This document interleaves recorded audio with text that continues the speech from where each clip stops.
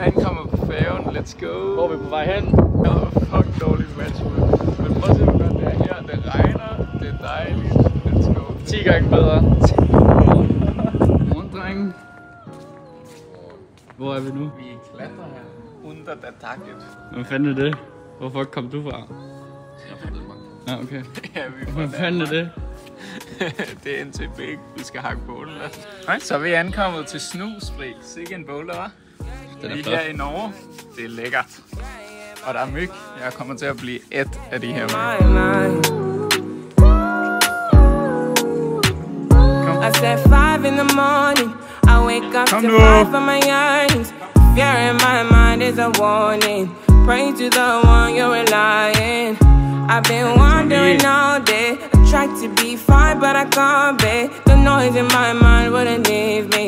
I tried to get by, but I'm burning. I'm behind my mind, it runs. Double send, let's go. Fucking vigtigt. 7 CL, det er svært at lave i den her varme, føler vi. Men det var sgu godt at få den under bæltet. Right, yeah, I really need time now. I need to free mind now. I really need mine now. I need to free my mind now. I really need time now. I need to free mind now. I really need mine now, yeah. This is the peace that you cannot buy. Send me love that you cannot mix. One is the joy that you cannot waste, and the other one price that you cannot fix. This is the peace that you cannot buy. Finding a way when you cannot see. Man with this system, we cannot pray. I need to find relief. But behind my mind, it runs all these. Fordi det startede jo ud med, at vi skulle til Magic. Og så skulle vi til Stavanger, fordi det har været dårligt vejr i Magic. Men nu er det også dårligt vejr i Stavanger. Så hvor er vi på vej hen, Thomas? Til gengæld er det blevet fucking godt vejr i Flatanger. Ja, det er nemlig rigtigt. På vej nordpå. I really need mine now. I need to free mine now. I really need time now. I need to free my mind now. Hardworking man. Så er vi i gang med vores første måltid. Vi skal have broccoli. Med mysli og æg. Ja, let's go. Det er turens første øl. Alkoholfri selvfølgelig for at være sunde. Til vores wraps med broccoli og æg. Skål. Skål for det. Ja, lidt all-around krydderi i vores æg. Så er der fandme scrambled egg. Wow, det er fandme lækkert. First bite. godt med vand. Så er der fandme tid til bouldering. Myg og pats. Fuck mange pats. Okay, velkommen til. Det er endelig den første boulder i Flatanger. Det er Big Fish. Så det var meget tæt på at lave for sådan 2 år siden. Der ser forhåbentlig godt ned. Nemt den her gang.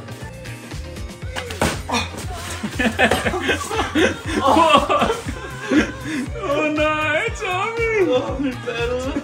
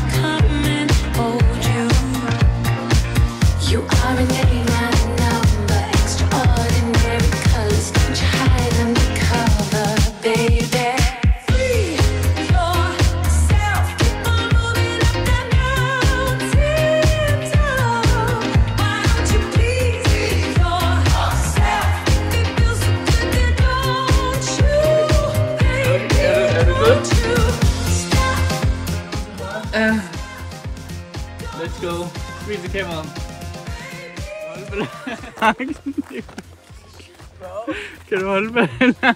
Jeg prøver. Så er det sgu tid til turens første fisketur. Let's go, man. Prøv at se den her kanal. Der er fandme meget strøm i den.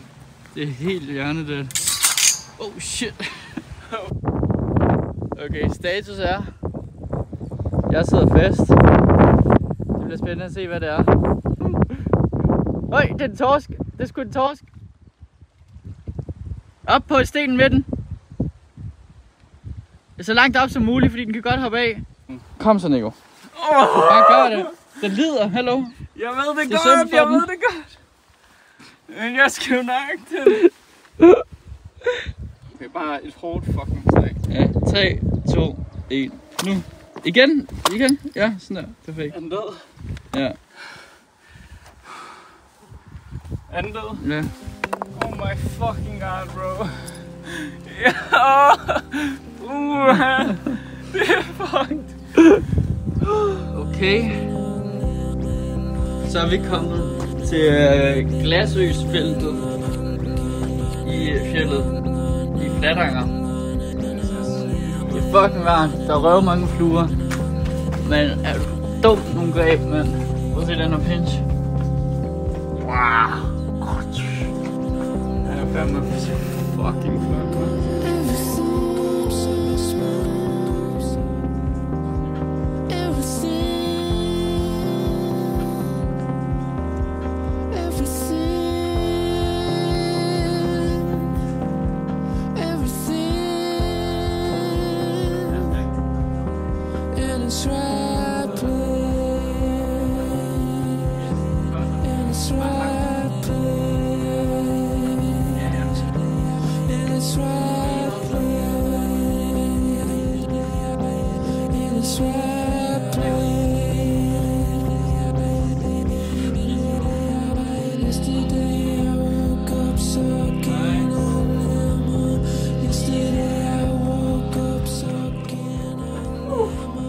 Sådan, second go.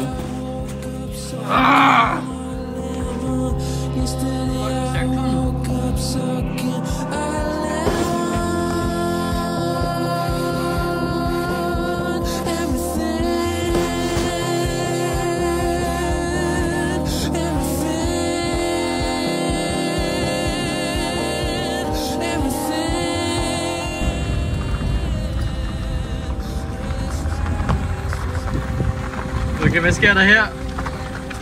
Prøv at løbe et halvt maraton. Nice. Lad os nu se, hvordan det går.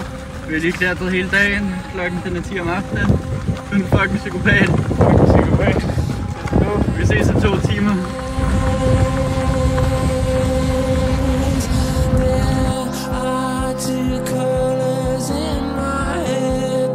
Tag lige den her bar.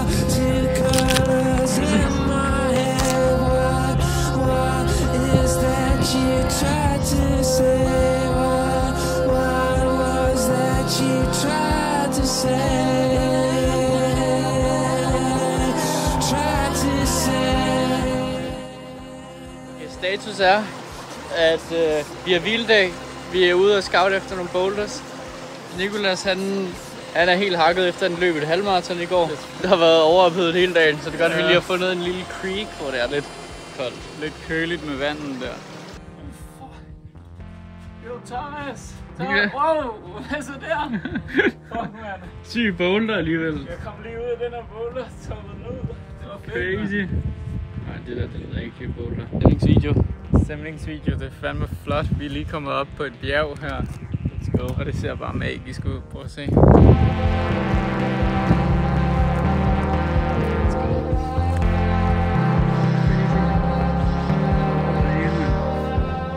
Ja, første kast. Fucking. Det var sygt. En fisk, altså. Bruger en fisk til at fange en anden fisk. Vi har kastet 4 gange og fået bid 4 gange.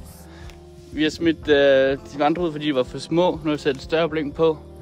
Den er kæmpe torsk. Helt rød. Crazy. Nej, det er sgu en torsk. Ja, det er en torsk. Nummer 2.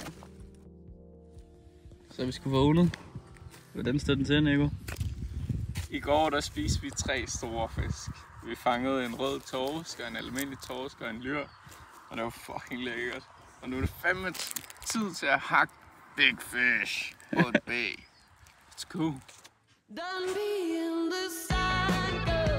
I'm done beating rock stars for not only actors. Tall boys in the rafters. I'll become an asshole disguised as a viper. In my bottle of supernatural disaster. Hey, you could be my baby, baby, baby. You could be my baby.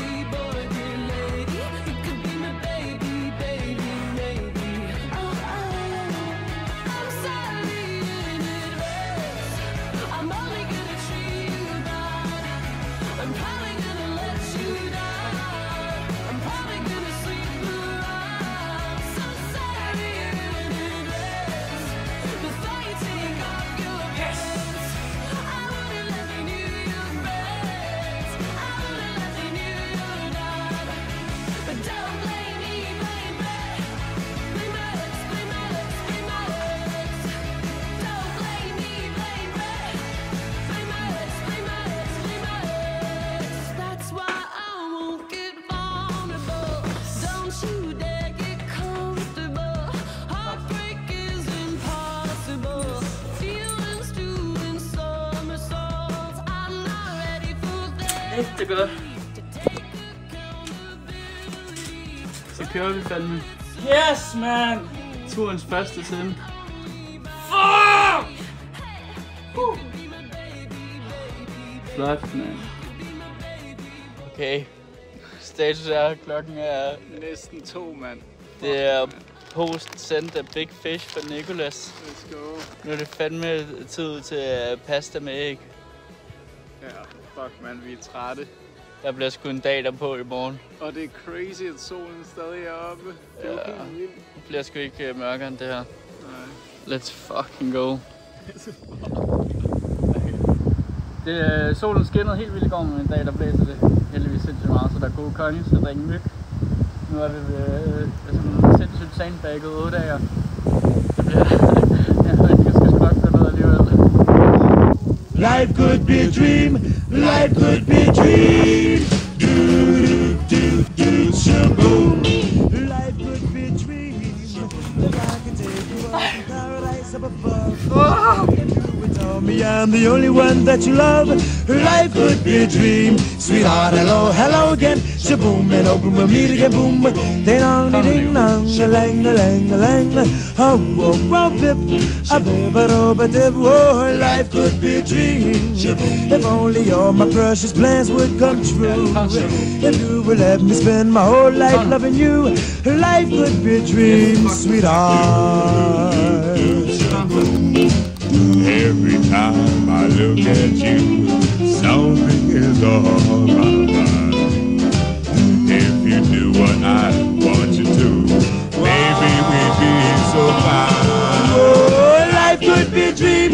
Shaboom, if I could take you up in paradise up above. Shaboom, and tell me, darling, I'm the only one that you love.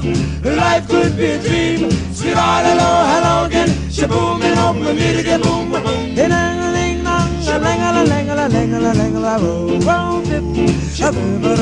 Oh, life could be a dream. Life could be a dream, sweetheart. Let's go. Nu Send Train started. Send Train er fucking startet. Nu skal jeg bare lige hakke selv. Yes. Så cool. Først på Send Train. After all, let's fucking go, man. Okay.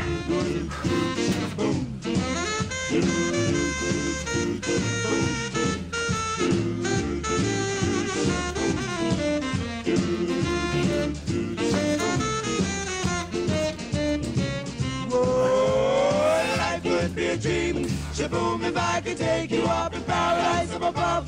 Shaboom, and tell me, darling, I'm the only one that you love. Life could be a dream. Sweetheart, hello, hello again. Shaboom, and open me to get boom, boom, boom. Ding dong, ding dong,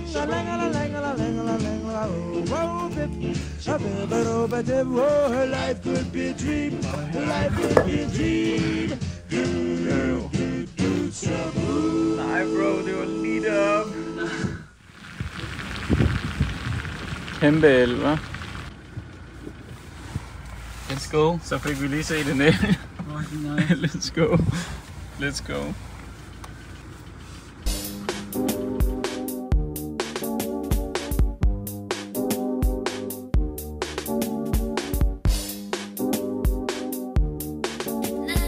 Okay, så har vi fandme lige besteget det der bjerg og kommet ned på den anden side. Ned igennem den ravine der.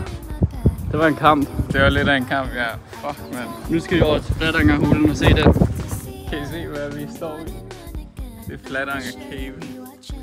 Det er crazy lige at se det. Det er første gang, jeg ser det i mit liv. Så det er ret fedt.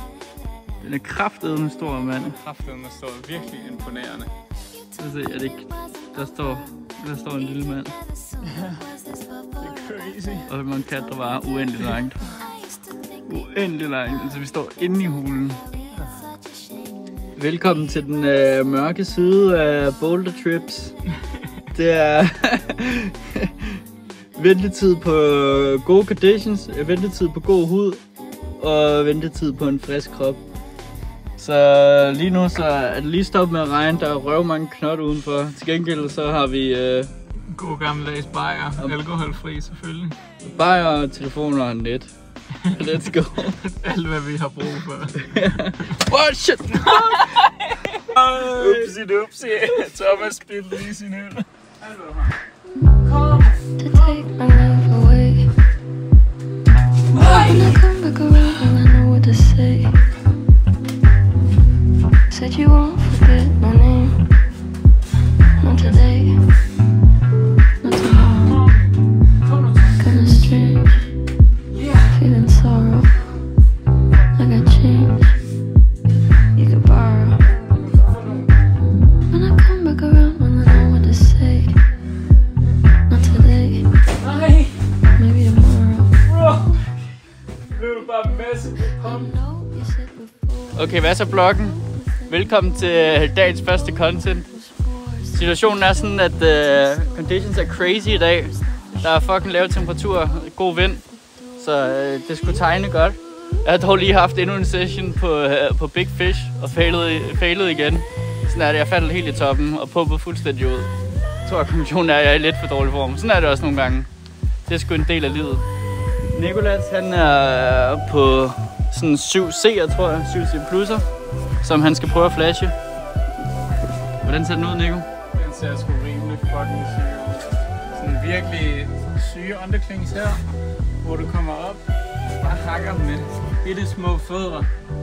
Men det skal sgu nok blive fint nok. jeg kan godt finde ud af at holde en underkling. Det bliver spændende. So you turn around, but it wasn't your face. Said I need to be alone now, I'm taking a break. How come when I returned you gone away?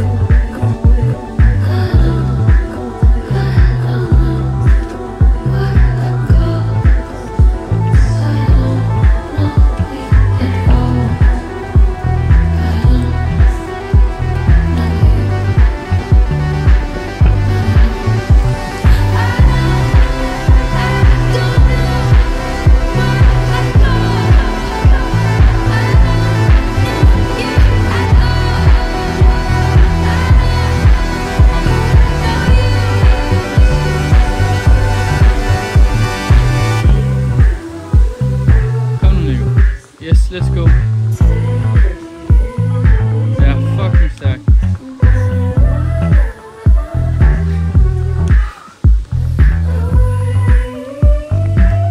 Det var ikke et flash. Funnies. Så er vi klar med noget æg. Scrambled æg med noget all around krydderi. Ja, lidt all around. Og pasta. Let's go. Det regner udenfor, så vi sidder herinde. Vi er lidt trætte. Jeg er lidt trætte. Det skal bare være nemt, det her. Jeg tror klokken er 12, så det bliver en sen aftensmad. Til et gourmetmåltid skal man selvfølgelig også have gourmet drikkevarer. Og det skal selvfølgelig være alkoholfri. Fordi vi skal sætte den i morgen, ikke? Tak. Skål. Skål, du. Fuck, det er lækkert, hva'? Pasta, all around krydderi, scrambled egg. Så det er fucking fedt. Vi har flottet os lidt med den dyre Barilla pesto. Let's go. What the fuck? Det er altså gode gains. Ja. Shit, så blev du sgu også lige gjort rent for os i dag. Room service. Det er lækkert med regnen her, hva'? Let's go. Opvaskemaskinen. Opvaskemaskinen ude i naturen. Ja, det kan noget.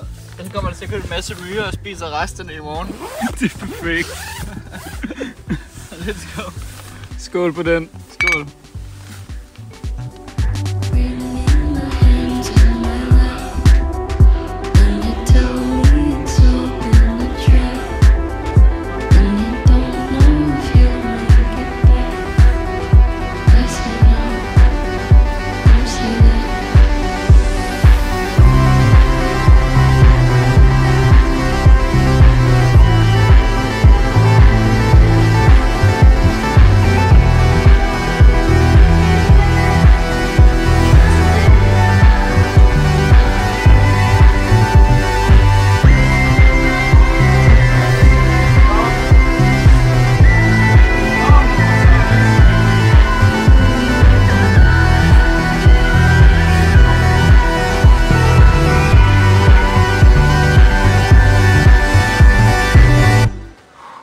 Kom så, Thomas.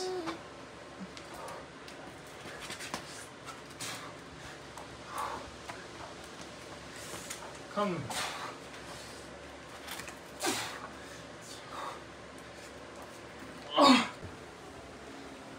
Let's fucking go. Let's fucking go. Sikke en kamp, mand. Sikke en fucking kamp. Det var fucked up. Hver move var limit. Skal se, om vi fucking have noget mere udholdenhed.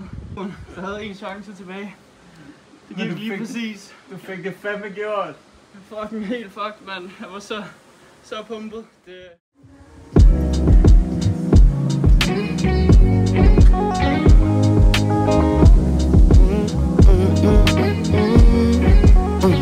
She wanna know where I've been and who I see. She wanna know where I'm going and carry me. She say I'm so terrible, but is it me? I love her from head to toe and in between. I know we do a lot of back and forth. I know we do a lot of fast and slow. You know I'm gon' contradict myself.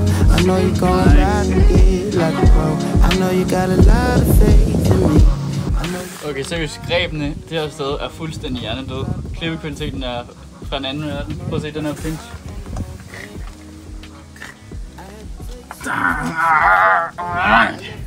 Sindssygt. Det er fucking sygt. Prøv at se her.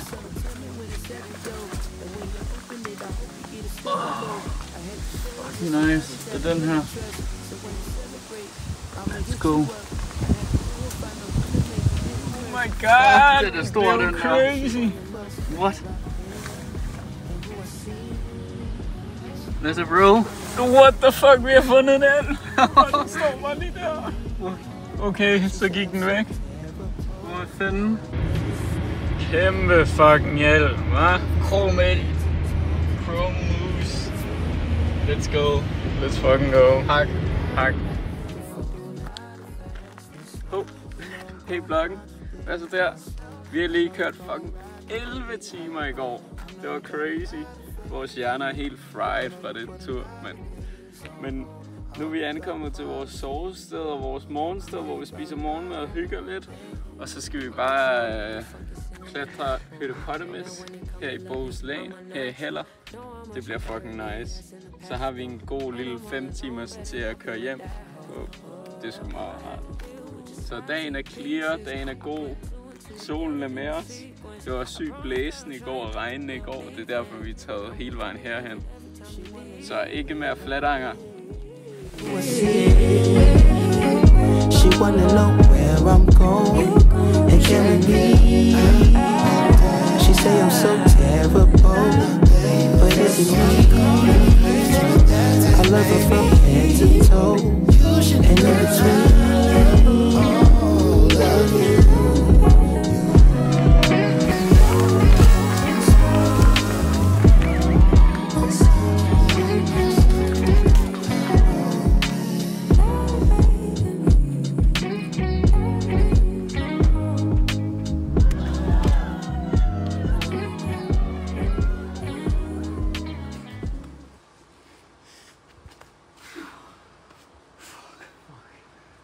Måske skulle jeg ikke bruge det sidste der.